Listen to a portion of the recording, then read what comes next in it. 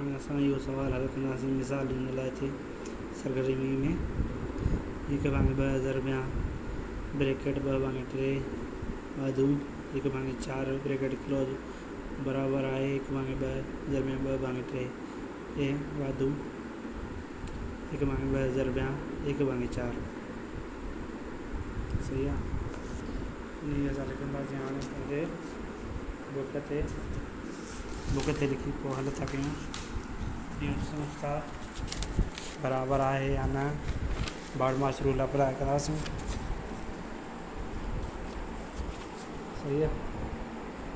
1 भाङे 2000 रुपया ब्रैकेट 2 भाङे 3 वाधू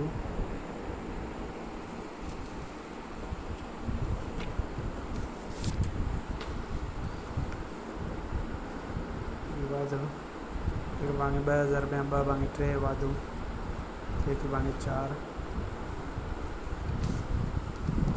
बराबर आहे पंहिंजे 1 भाङे 2000 रुपया 2 भाङे 3 वाधू 1 भाङे 2000 रुपया 1 भाङे 4। ठीकु आहे। पहिरियों इन खे हल कंदासीं। ब्रैकेट आहे त पहिरियों ब्रैकेट छॾाईंदासीं। 1 भाङे 2 ईअं लाहींदासीं। इन जो नंढी आम पंहिंजो वध कढंदासीं। 4 ऐं 3 जो नंढी आम पंहिंजो वध छा थींदो? 4 खे 3 जो खोड़ो नथो लॻे। वरी 4 खे वधाईंदासीं हिकिड़ो 8 खे बि 3 जो खोड़ो नथो लॻे। वरी वधाईंदासीं 12 खे 3 जो खोड़ो लॻे थो। नंढी आम पंहिंजो वध पंहिंजो 12 ऐं 3 जो खोड़ो 12 खे घणा दफ़ा लॻे थो? 4 दफ़ा लॻे थो। 4 दफ़ा हाणे इन खे 2 सां ज़रब 4 ॾींदासीं। विचों खां 8 वाधू जी निशानी आहे। वाधू जी निशानी ॾींदासीं। 4 जो खोड़ो 12 खे घणा दफ़ा लॻे थो? 3 दफ़ा। इन खे 1 खे 3 सां ज़रब ॾींदासीं थींदो 3।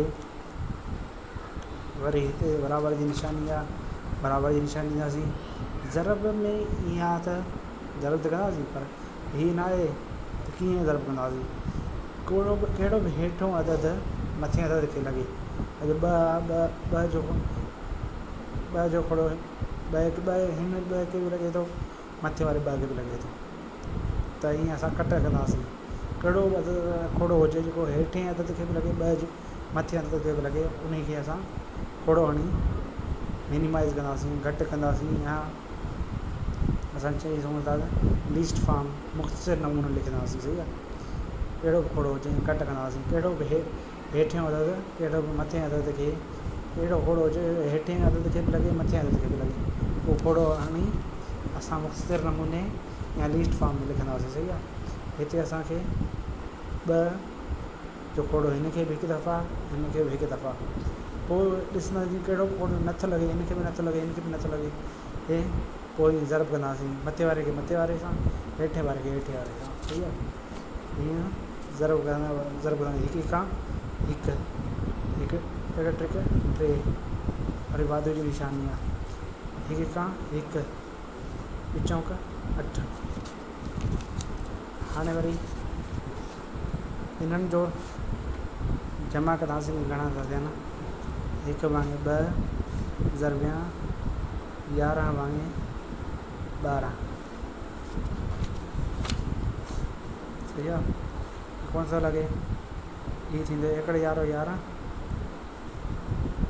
12 24 ईअं आयो। वरी हिननि जो ईअं लाहींदासीं। 1 भाङे 3 वाधू 1 भाङे 8। हिते वरी इन जो नंढी आम पंहिंजो वध कंदासीं। 8 खे 3 जो खोड़ो नथो लॻे। 8 खे वधाईंदासीं। 8 8 16 16 खे 3 जो खोड़ो नथो लॻे। वरी वधाईंदासीं। 1 8 2 8 16 3 8 24 24 खे लॻे थो 3 जो खोड़ो। 3 जो खोड़ो 24 घणा दफ़ा लॻे थो? 1 2 3 4 5 6 7 12 35 15 36 18 17 18 24 8 दफ़ा लॻे थो। 8 सां हिन खे ज़रब ॾींदासीं। हीअ थींदो 8 1 8 8 वाधू जी निशानी आहे त वाधू जी निशानी ॾींदासीं। वरी 8 जो खोड़ो 24 घणा दफ़ा लॻे थो? टे 24 टे दफ़ा लॻे थो। वरी हिन अंश खे 3 सां ज़रब ॾींदासीं। 1 × 3 इहे थियो 11 भाङे 24 बराबरि आहे 11 भाङे 24 मतिलबु प्रूव आहे असां साबित थी वियो। कहिड़ो बि सवाल हुजे तव्हां कमेंट में ॾियो, मां तव्हांखे इंशाअल्लाह कोशिशि कंदुसि रिप्लाई ॾींदुसि।